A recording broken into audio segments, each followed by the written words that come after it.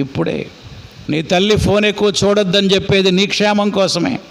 నీ తల్లి పక్కింటికి వెళ్ళొద్దని చెప్పేది నీ క్షేమం కోసమే. యవనస్తులారా, అబ్బాయిలారా, మీ తల్లి చెప్తుంది చీకటి కాకముందే ఇంటికి రా నాయనా అని. ఎందుకు చెప్తుంది అది? ఆమె క్షేమం కోసం కాదు. ఎవరి కోసం? నీ క్షేమం కోసమే. నీకేమైనా అయితే ఆమె తల్లడిల్లిపోతుంది, తట్టుకోలేదు. కనుక ప్రతి బిడ్డ తల్లి చెప్పే ప్రతి మాటకి విధేయత చూపించాలి. పిల్లల గురించి తండ్రికి ఎక్కువ తెలుసా, తల్లికి ఎక్కువ తెలుసా? తల్లికే ఎక్కువ తెలుసు. తండ్రి ఎప్పుడు బయటే ఉంటాడు. తండ్రి పిల్లల్ని పోషించడానికి సంపాదన కోసం ఉదయం 7 గంటలకు వెళ్తే రాత్రి 7-8 వస్తాడు అన్నమాట. ఎప్పుడు వస్తాడో. కొన్నిసార్లు డబల్ డ్యూటీ పడితే కంటిన్యూ చేస్తూ ఉంటాడు.